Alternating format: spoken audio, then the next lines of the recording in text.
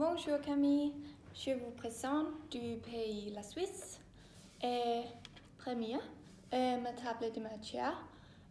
Première, l'information de la démographie et aussi la géographie, la démographie, l'économie, la culture, les langues et l'histoire.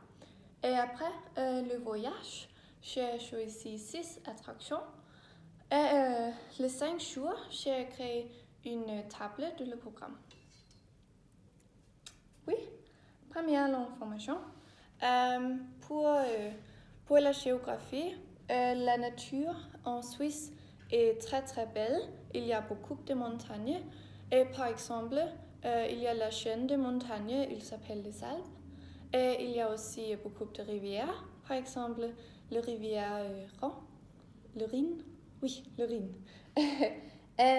Et pour la démographie, il y a 8,5 millions d'habitants en Suisse. L'économie, la valeur en Suisse est la Suisse franc.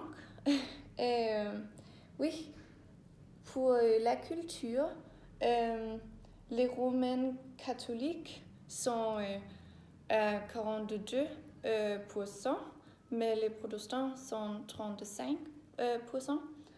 Et les langues, pour les langues en Suisse, l'allemand est parlé de 64%. Et le français, la langue française, est parlée de 20%. Et il y a aussi l'italien et le rétro-romain. Pour l'histoire, le pays suisse était en part de l'Empire d'Orient et le pays était fondé en 1291. Oui. Et l'Organisation des Nations Unies, il a le quartier général en Suisse et aussi la Croix-Rouge et le comité olympique international. Oui. Et pour le voyage, j'ai choisi cette attraction. Et première, il y a Titli promenade dans les montagnes.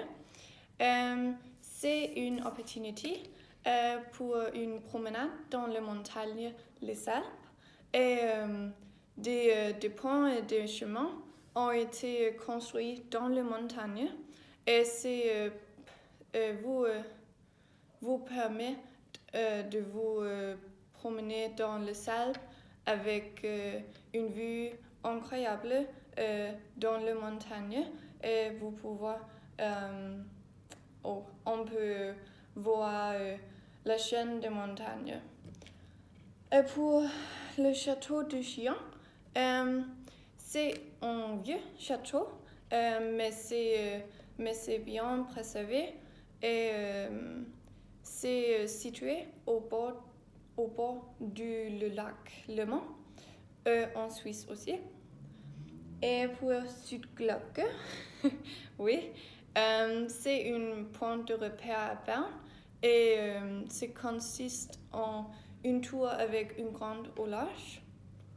Et la tour date du Moyen Âge et doit être vue à Berne. Oui. Et pour la musée d'histoire de Berne, c'est un musée présente des expositions sur l'histoire de Berne et sur la Suisse en général. Et il présente aussi une exposition sur Einstein qui a habité plusieurs années en Suisse. Et ici, nous aurons une visite d'une guide du musée. Et pour les chutes du Rhin, ils sont l'une des merveilles naturelles de la Suisse. Et le fleuve revêt une grande importance pour le pays d'Europe centrale et traverse de la Suisse, la France, l'Autriche et l'Allemagne et forme plusieurs frontières entre les pays. Et pour Jesuitenkirche, oui, c'est une église de Lucerne construite à l'époque baroque. L'église est catholique et faisait partie de la résistance au protestantisme. Il y a une majorité de catholiques en Suisse, toujours, mais le protestantisme est accepté dans la Suisse toujours, aujourd'hui. Oui. Et pour les 5 jours, j'ai créé ce tableau et c'est le programme. Sur lundi, nous arrivons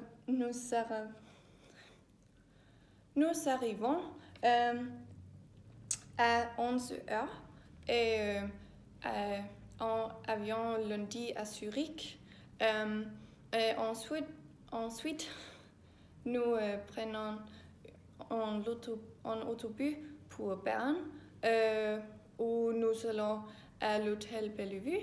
Et après votre arrivée, nous serons au musée d'histoire de Berne. Et sur mardi, nous promènerons dans Berne pour voir la Jesuitenkirche, et accompagné d'un guide qui parlera du catholicisme et du protestantisme en Suisse. Et par la suite, nous ferons une excursion à Tidlig promenade dans les montagnes. Le lieu est à Engelberg et il faut 1h36 avec un autobus. Et pour mercredi, nous avons une excursion. Nous allons au château de Chillon, qui est le château du lac Léman. Ensuite, nous retournons à Berne et nous verrons Südglocke. Et dans la soirée, nous allons manger au Lützberg. C'est un restaurant suisse. Et sur jeudi, l'avant-dernier jour, nous verrons les chutes de Rhin, qui est la cascade de le Rhin, et il faut 1h52 et en l'autobus aussi. Dans la soirée, nous allons manger à vue. C'est le restaurant de l'hôtel, Bellevue Hotel. Et pour vendredi, nous devons partir à 12h30 et pour Zurich pour nous rendre à l'aéroport. Oui, c'est le voyage et c'est mes sources. Merci beaucoup, Camille.